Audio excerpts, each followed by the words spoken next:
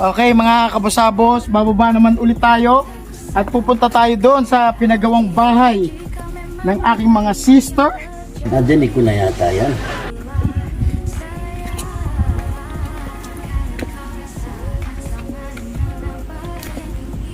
Ganito rin ha.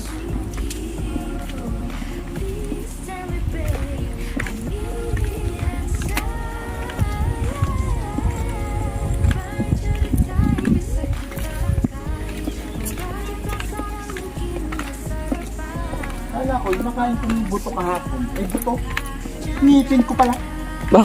Dahan-dahan ka, baka mabilaukan ka ha. Bakit? Basta bitch. Saang ngipin? Ito, sa kanan. Nagsipilo ka ha! Dilaw na ipin mo! Buti hindi mo nalunok. Hindi, ay sabi ko nakaano ko ng buto. Eh, apong ko naman.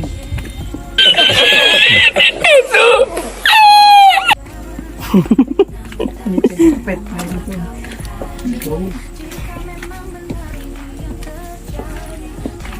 Kuya, kailangan na natin magpaitim ng buhok. Bakit?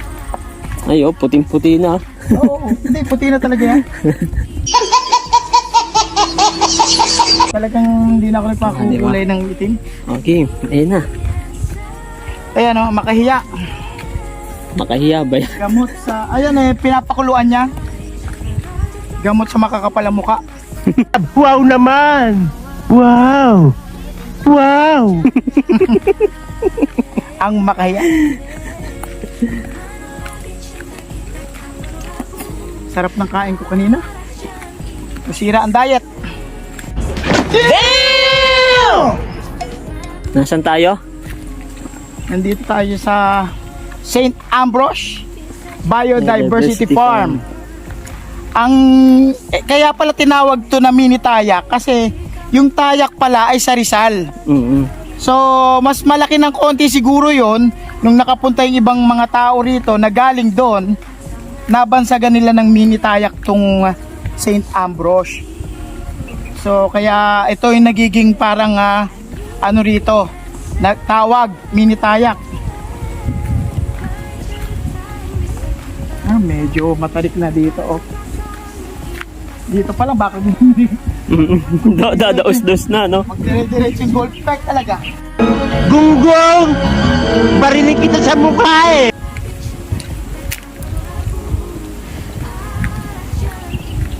Ganda na pagkakagawa. Bahay na bahay. Tama kayo, tama kayo! Uy, pang may nag-birthday na rito ah. Si Ate Tat. Sana all. Dito na siya nag-birthday.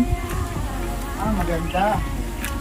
Maraming malamig din pala rito, no? Uy, bukas! Bukas pala eh. May aircon na rin ba? Sa taas. Mamayan tayo, dyan, papasok dyan.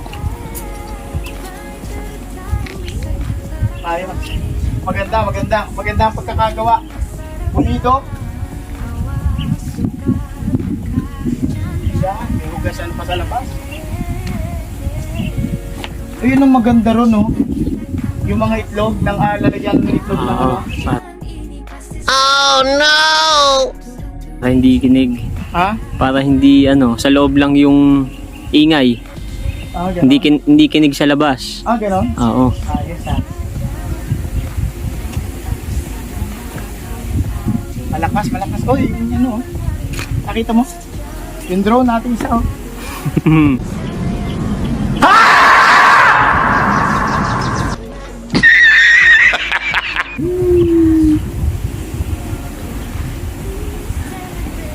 Kaya mga kabusabos, pumunta na po kayo dito sa Biodiversity Farm. Yan, hindi po siya mini tayak, nabansagan lang po siyang mini tayak. Ang tayak po ay yung part na yon. Tayak yan, tayak. Rizal, Laguna. Sa Rizal yan. So kaya pala nabansagan ng mini tayak. Paalala ko lang, mas maliit lang daw po itong pasyalan na ito. Kaya lang, syempre, may konting improvement kailangan. Padagdagan ng swimming pool, padagdagan ng kung anong mga activities dito para mas lalo siyang dayuhin ng mga tao. Nice. Kasi ang talagang dinadayo dito ay yung taas ng pagpunta sa chapel. Hindi nila nakikita ngayon yung mga iba't ibang uri ng mga hayop dahil nagkaroon tayo ng pandemic. Yung mga hayop natin, kinuwarantin muna natin. Okay? So, Masyado ka naman talagang meron sa baba natin nito, meron tayong restaurant doon kung saan napakasarap ng pagkain. Parang matagal na yan Hindi po natin syempre yung presyo naman po talagang wala po sa presyo, sa sarap talaga ng pagkain mga kabusabos. Parang may naamoy ako hindi maganda. Yan mga kabusabos. Ngayon po nagre-relax kami rito sa Laguna sa aming rest house. Oh my God! Wow! Katatapos lang namin kumain, kani-kanina lang. Hindi namin alam kung anong oras na. Oh no! 144. Uy, 1:44 na ng hapon.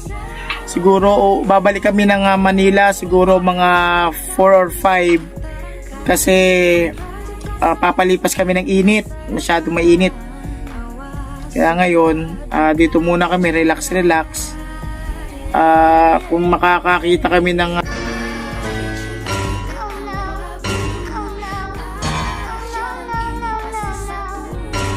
malapit na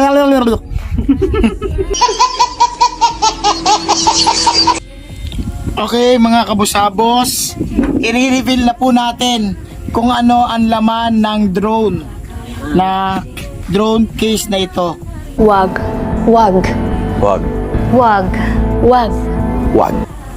Ang laman po ng drone case na ito ay wala. It's a drone. Wow naman! Wow! Ngayon, ang mga laman po niya ay drone. Syempre, sa loob ng drone, meron na po siyang free na battery. Yan. Sa drone ay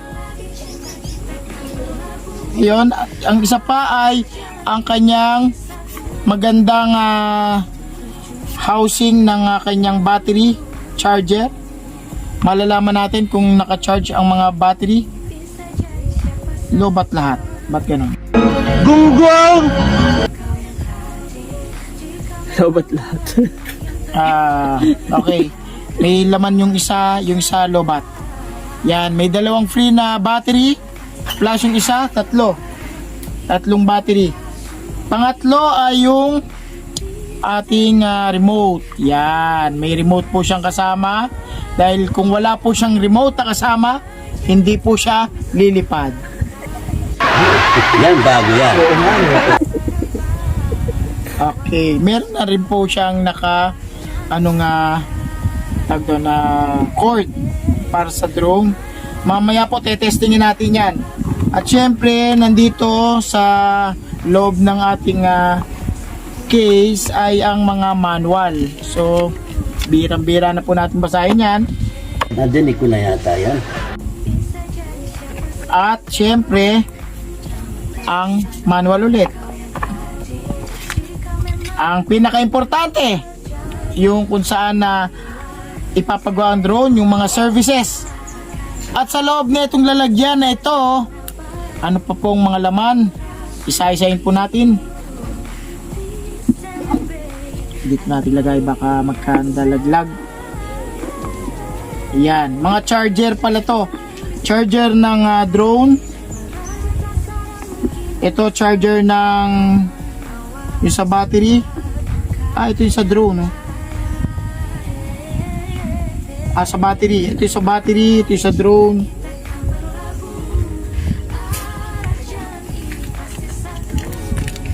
At syempre, may mga free tayong mga LC. Uy, napakaswerte. May drone na tayo, may libre pa tayong LC. Yan. tatlong LC ang libre natin. At pagkatapos, syempre, meron pa tayong tools dito, special tools para sa pagtanggal ng mga LC. Yan. Ano pa po? Oy! Syempre, hindi mawawala ang plastic! No! God, please, no! No! No! Bakit may plastic? Yung pinaganohan na itong mga ano na to. Sige, ano na, tap na yan.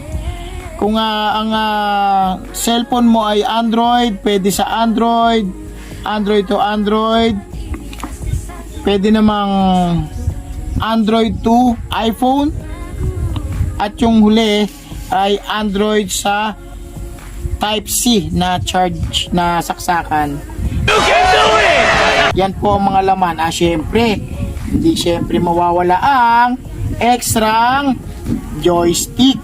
Yan ang extrang joystick para dito. Extrang joystick. Kasi meron na po yan dito sa ano no. Meron na po yan ditong extrang joystick. May joystick na po yan. Teka lang, medyo mahangin po rito sa aking lugar. So kailangan po natin ipasok lahat to. At bakal pa rin. Wag. Yan, bakal pa rin ang ating mga extrang mga libreng gadgets, libreng mga cords. Yan po ang laman ng ating laman ng ating box na maliit. Up. Yan.